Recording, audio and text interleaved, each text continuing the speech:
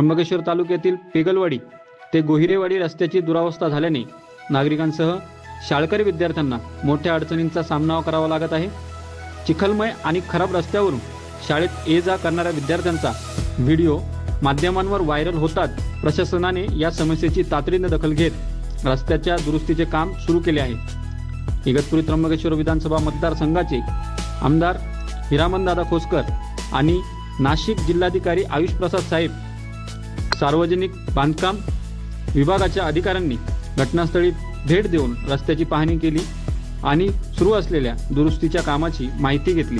परिसरातील नागरिकांनी प्रशासनाच्या तत्परतेबद्दल समाधान व्यक्त केले असून रस्त्याचे काम दर्जेदार आणि लवकरात लवकर पूर्ण करण्याची मागणी केली आहे। दरम्यान जिल्हा परिषद प्राथमिक शाळा पेगलवाडी येथील विद्यार्थ्यांनी माध्यमांवर व्हिडिओ प्रसारित केल्यानंतर शिवसेना नेते आदित्य ठाकरे यांनीही शाळेला भेट देत विद्यार्थ्यांशी संवाद साधला आहे।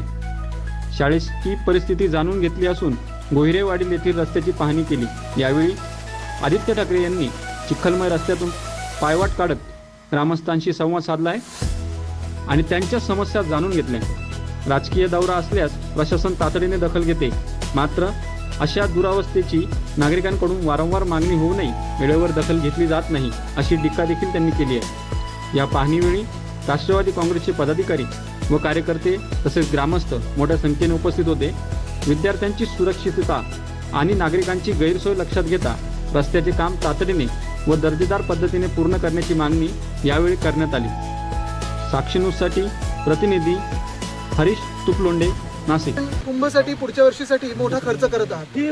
काल ह्या दोन लहान मुलांनी, शाळेतल्या मुलांनी, स्मिता याचं नाव आदित्य, या दोघांनी व्हिडिओ बनवून देशभरात आपण पाहतोय एक वेगळी जी काही मोहीम चालवली आहे, विद्यार्थ्यांनी चालवलेली आहे। देशभरातल्या गावागावात विद्यार्थी येतात पुढे आणि आपल्या शाळेबद्दल जी काही स्थिती आहे किंवा रस्त्याची असेल, गावाची असेल, त्याच्याबद्दल बोलतात।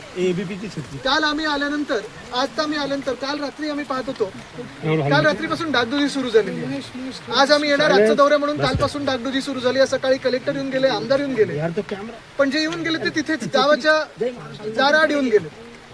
आज ज्या रस्त्यावर आम्ही उभे आहोत तिथे आपण पहा परिस्थिती काय आहे। मी प्रेसला विनंती करीन, मी इथून थोडं पुढे निघाल्यानंतर आपण हे रस्त्याचे पूर्ण हाल जे आहेत ते पाहावे। त्यानंतर इथून बांधावरनंही लहान मुलं चालत जातात, अनेकदा अनवाणी चालत जातात, कारण जी चपला आहेत त्या देखील फाटतात। आणि तिथे आम्ही पहिले शाळेत गेल्यानंतर पाहिलं तर शाळेमध्ये वर्गखोल्या नाही आहेत, बाथरूम नाही आहेत। एका मंदिराच्या परिसरात एक वर्गखोली बसली होती, दुसरी वर्गखोली आहे, तिथे 3 वर्ग एकत्र बसतात। अक्षरशः शिक्षकांचे आणि विद्यार्थ्यांचे हाल आहेत। मुख्यमंत्री महोदय, आपण जर पाहत असाल तर जसं आपल्या एका आमदारासाठी आपण काल स्पेशल केस करून 18 कोटी शासकीय पैशाचे कर्ज दिलेले आहेत, तसं जरा स्पेशल केस करून अशा शाळांना आणि अशा गावांना देखील आपला फंड इथे पोहोचेल आणि नुसतं पोहोचेल तो कॉन्ट्रॅक्टरच्या हातात तरी पोटत नाही, तर खरोखर रस्त्यावर येईल हे आपण काळजीपूर्वक पाहावं। जे मला इकडचे सरपंच आणि स्थानिक गावकरी सांगत होते ते हेच आहे, 2 वर्षापूर्वी पण हा रस्ता बनवला गेला आणि तो रस्ता असं सगळ्यांना वाटलं होतं की टिकेल, पण 2 वर्षापूर्वीचा रस्ता आणि आत्ता काल रात्रीचा केलेला डागडुजीचा रस्ता दिसतोय का तुम्हाला कोणाला? नाही दिसत। मुख्यमंत्री महोदय, जरा लक्ष असू द्या। शाळेची व्यथा मांडताय, शिक्षण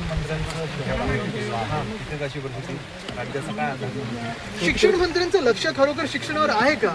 आणि आपण पाहतोय राज्यभरातून, परवा कर्जतमधून झालं आणि काय होतंय की एखाद्याने व्हिडिओ टाकल्यानंतर, एखादा राजकीय दौरा लागल्यानंतर धावपळ होते।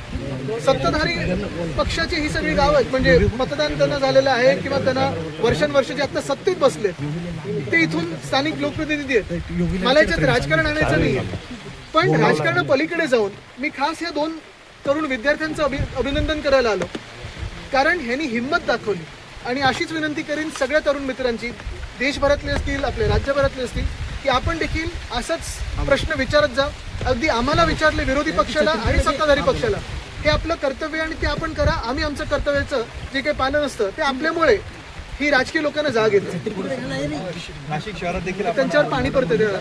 न्यूज 18 आदित्य साहेब, तुम्ही ज्या भागामध्ये आलेला आहात, आदिवासी भागामध्ये, अशा संपूर्ण राज्यातली जर परिस्थिती बघितली तर 50% विद्यार्थी हे खाली झोपतात, त्यांना खाता नाहीयेत। आदिवासी विभागाचा निधी कुठे खर्च होतो हे सुद्धा कळत नाहीये. बिलकुल. आपल्याला आठवत असेल मी मंत्री असताना महाविकास आघाडीचं सरकार असताना दुष्काळी दौरा जेव्हा काढला होता तेव्हा ह्याच मतदारसंघांमध्ये अनेक गावांमध्ये गेलो होतो. कलेक्टर कदाचित त्यावेळेचे माझ्यासोबत आले होते आणि एखाद्या मंत्र्याचा दौरा लागल्यानंतर अनेक ठिकाणी आपण पाहिलं. मग त्र्यंबकेश्वरला जिथे गुप्त गोदावरी पण मागून आहे वगैरे तिथे ते मंदिरावरती अक्षरशः डोल्यांमधून लोकांना वरती खालती न्यायला लागायचं. मी येत होतो म्हणून रस्ता पहिला कच्चा बनवत होता.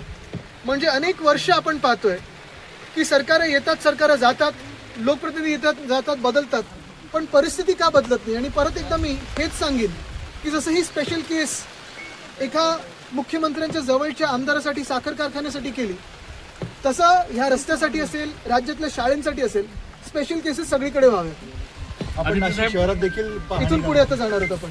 ठेकेदार जुमानत नाही आहेत अधिकाऱ्यांना, अधिकारी लोकांचं ऐकत नाही आहेत, अशी सगळी परिस्थिती आहे. सिंहस्थाचे कोट्यवधीचे कामं सुरू असताना सुद्धा ते कामं सुद्धा अपूर्ण आहेत. आता इथून आपण पुढे नाशिक शहरात जाऊन ती देखील कामं सगळे पाहणार आहोत. पण तुम्हाला एक सांगतो, मी आता मुंबई नाशिक जेव्हा येत असताना, आणि हे अनेक वर्ष मी पाहतो, अनेकदा आम्ही सोशल मीडियावर व्यक्त झालेले, अनेकदा आंदोलनं देखील झालेली आहेत. भिवंडीचे जे रस्ते आहेत, नॅशनल हायवे अथॉरिटीचे ते 2 पूल जे आहेत ते अजून पूर्ण झाले नाही आहेत. 10-12 वर्ष आम्ही पाहतो तसेचे तसे चाललेले आहेत. आणि ठेकेदारीने जर ऐकलं नाही तर कधी ना कधीतरी लोक ठोकेदार होणार आहेत, हे ठेकेदारांनी लक्षात ठेवावं.